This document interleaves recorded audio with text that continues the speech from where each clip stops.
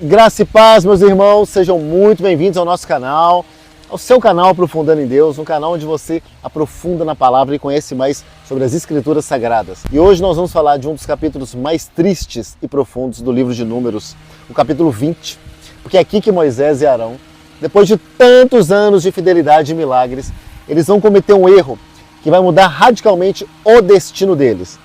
E antes da gente começar, já se inscreve no canal, deixa o seu like, ativa o sininho e compartilha esse vídeo com todas as pessoas que você conhece, pessoal da igreja, da célula, da família, pessoal do trabalho. E lembra também, 5 horas da manhã, acordar cedinho para a gente ter um tempo precioso de oração e de revelação da presença de Deus, um momento onde a gente entrega as primícias de Deus, para Deus, né, do nosso dia, das nossas primeiras horas. Qual que é o contexto aqui então do capítulo? Eu vou falar um pouquinho mais alto, porque está tendo ali um landscape. O povo, ele chega de Israel, né? O povo de Israel, ele chega a Cádiz e lá não há água.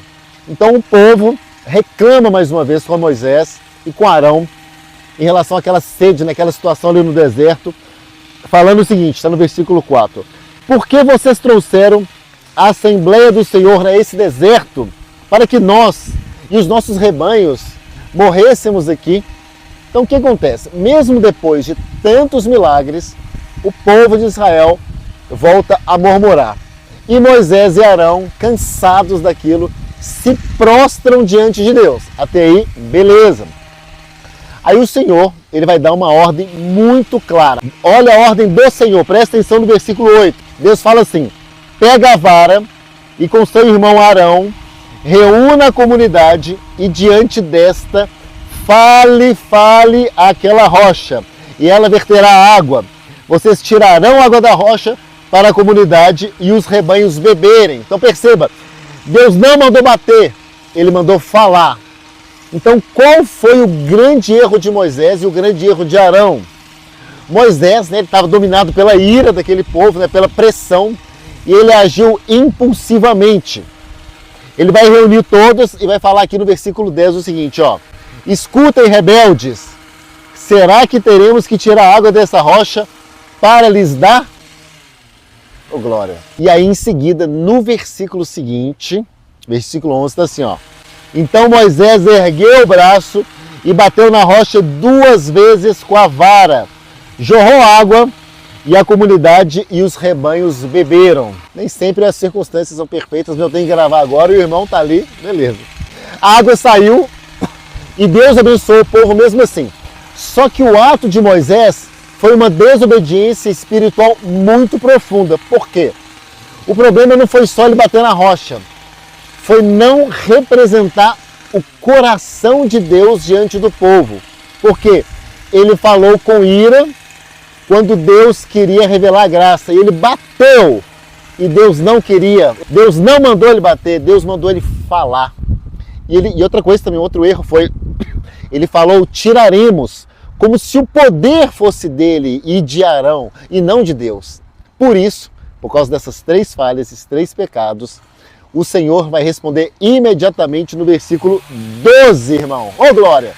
Ele diz assim, como vocês não confiaram em mim para honrar minha santidade à vista dos israelitas, vocês não conduzirão essa comunidade para a terra que eu lhes dei, ou em algumas versões, para a terra que eu lhes dou. Então o pecado aqui é chamado de falta de fé e santificação. Deus esperava que Moisés o exaltasse, mas ele deixou a emoção tomar o lugar da obediência. Então esse episódio aqui, ele não é só histórico, ele é profético também. Porque a rocha, ele é um símbolo de Cristo. Lá em Êxodo 17, Deus já tinha mandado ele bater na rocha, e ele fez certo. Mandou bater, ele bateu e saiu água. E aquilo representava Cristo sendo ferido uma vez na cruz para dar vida ao povo. Só que agora, em Números 20, a ordem muda. Deus manda falar a rocha. Porque Cristo, né, representando Cristo a rocha, já havia sido ferido uma vez. E agora não precisava, agora era só a comunhão com Cristo. Então, bater de novo na rocha é como se fosse ferir Cristo novamente. Como se o sacrifício na cruz não fosse o suficiente. Entendeu? Captou? Então por isso esse erro foi tão grave, porque ele quebrou aquela imagem espiritual da redenção. Deus queria ensinar que depois da cruz nós não precisamos mais ferir, lutar ou merecer. Bastava falar com fé que a graça ia fluir. Como está escrito no capítulo 7 do livro de João, Jesus disse: se alguém tem sede, venha a mim e beba. Espero que você esteja escutando, gente, mesmo com esse barulho aí, esse landscape, que a gente precisa falar e gravar. E a água continua jorrando, só que agora ela vem pela palavra de fé e não pela força humana. E aí mais adiante, Deus vai confirmar essa sentença. No versículo 24, Arão será reunido aos seus antepassados.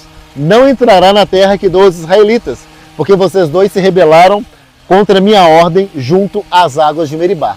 Então ali no Monte Or, Arão morre. E aí Moisés, seu irmão, seu companheiro, seu brother, ele vai chorar profundamente. E eles não entraram na terra prometida, depois de tudo que fizeram. Só que mesmo assim, Deus continuou com eles até o final. Por quê? Porque isso mostra que Deus é justo, mas também é misericordioso. O erro teve consequência? Teve consequência. Sim, a gente viu aqui. Mas o amor de Deus, o amor do Senhor, ele nunca vai deixar de existir, porque Deus é amor. A prova disso é que Moisés ainda falaria com Deus face a face, mais na frente. E no Novo Testamento a gente lembra que Moisés aparece com Jesus no Monte das Transfigurações. Isso está lá em Mateus 17:3. Então, portanto, irmãos, Números 20, ele ensina para a gente que a obediência parcial é uma desobediência total. Por isso, irmão, vigia, porque às vezes a gente também bate na rocha. Como que a gente bate na rocha hoje em dia? É reagir com raiva, falar o que a gente não devia, agir na carne. Só que Deus, ele quer que a gente aprenda a falar e não a bater. E quando a gente falar com fé, falar com mansidão e falar com obediência. Essa palavra te tocou seu coração, como tocou a mim também. Comente aqui embaixo: Senhor, me ensina a falar com fé e não falar com raiva e não bater na rocha, Senhor. E não se esqueça, irmão, para você aumentar sua fé, para você controlar sua ira, todos os dias acorde e esteja com Deus. E uma maneira que a gente usa é o 5 AM, 5 horas da manhã no Brasil, 5 horas da manhã aqui nos Estados Unidos, que é um tempo de consagração, de crescimento, de revelação da presença de Deus, de estudo da palavra. Te aguardo amanhã então. Se inscreva no nosso canal, que Deus possa te abençoar poderosamente em nome de Jesus.